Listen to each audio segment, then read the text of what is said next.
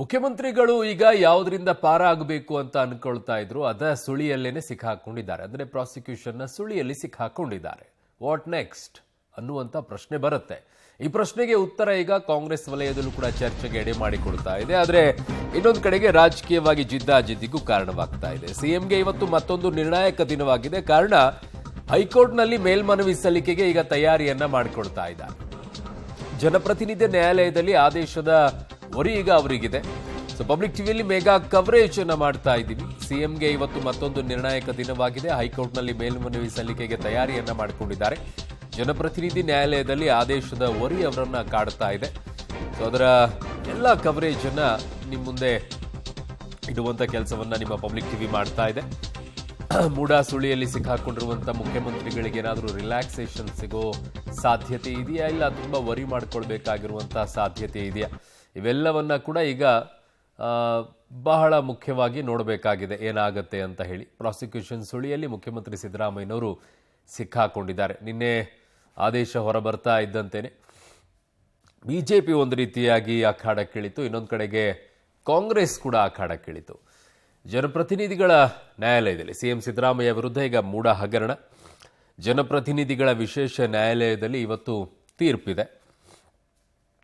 ಸ್ನೇಹಮಯಿ ಕೃಷ್ಣ ದಾಖಲಿಸಿರುವಂತಹ ಖಾಸಗಿ ದೂರದು ಜನಪ್ರತಿನಿಧಿಗಳ ವಿಶೇಷ ನ್ಯಾಯಾಲಯದಲ್ಲಿ. ದೂರಿನ ವಾದ ಪ್ರತಿವಾದವನ್ನ ಆಲಿಸಿದೆ ಸ್ಪೆಷಲ್ ಕೋರ್ಟ್.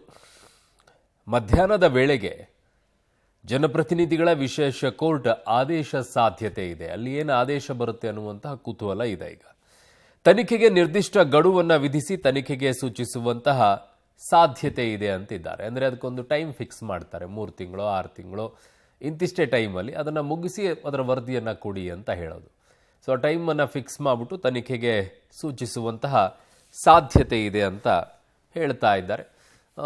ಹೇಳಕ್ಕೆ ಬರಲ್ಲ ಕೋರ್ಟ್ ಹೇಗೆ ಯಾವ ರೀತಿಯಾಗಿರುತ್ತೆ ಅಂತೇಳಿ. ಮಧ್ಯಾಹ್ನದ ವೇಳೆಗೆ ಮಾತ್ರ ಜನಪ್ರತಿನಿಧಿಗಳ ವಿಶೇಷ ಕೋರ್ಟ್ ಆದೇಶ ಕೊಡುವಂತಹ ಸಾಧ್ಯತೆ ಇದೆ, ಅಥವಾ ಆದೇಶವನ್ನು ಕಾಯ್ದಿರಿಸುವಂತಹ ಸಾಧ್ಯತೆ ಕೂಡ ಇದೆ.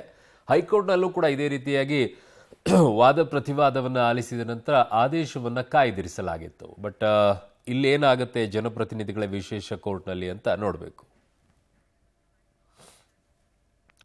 ನನ್ನ ಸಹೋದ್ಯೋಗಿ ಈಗ ಕ್ರೈಮ್ ಬ್ಯೂರೋ ಇಂದ ನಾಗೇಶ್ ನನ್ನ ಸಂಪರ್ಕಕ್ಕೆ ಸಿಗ್ತಾ ಇದ್ದಾರೆ. ನಾಗೇಶ್, ಈಗ ಒಂದು ಕಡೆಗೆ ಹೈಕೋರ್ಟ್ನಲ್ಲೂ ಕೂಡ ವಾದ ಪ್ರತಿವಾದವನ್ನು ಆಲಿಸಿದ ನಂತರ ತೀರ್ಪನ್ನು ಕಾಯ್ದಿರಿಸಿದ್ರು. ತೀರ್ಪು ನಿನ್ನೆಗೆ ಪ್ರಕಟವಾಯಿತು. ಈಗ ಜನಪ್ರತಿನಿಧಿಗಳ ನ್ಯಾಯಾಲಯದಲ್ಲಿ ವಾದ ಪ್ರತಿವಾದ ಎಲ್ಲವೂ ಕೂಡ ಆಲಿಸಿ ಆಗಿದೆ ಅಂತ ಹೇಳ್ತಾ ಇದ್ದೀರಾ. ತೀರ್ಪು ಇವತ್ತು ಬಾಕಿ ಇದೆಯಾ, ಅಥವಾ ಇನ್ನೂ ಒಂದಿಷ್ಟು ಏನಾದರೂ ವಾದವನ್ನ ಪ್ರತಿವಾದವನ್ನ ಆಲಿಸುವಂತಹ ಸಾಧ್ಯತೆ ಏನಾದರೂ ಇದೆಯಾ?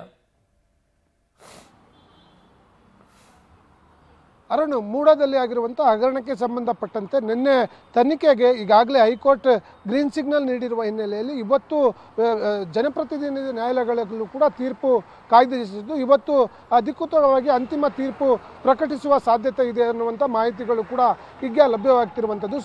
ಸ್ನೇಹಮಯಿ ಕೃಷ್ಣ ಎಂಬುವಂಥವ್ರು ಖಾಸಗಿ ದೂರನ್ನು ದಾಖಲಾಗಿತ್ತು. ಅದರ ವಿಚಾರಣೆ ವಾದ ಪ್ರತಿವಾದವನ್ನು ಆಲಿಸಿದ್ರು.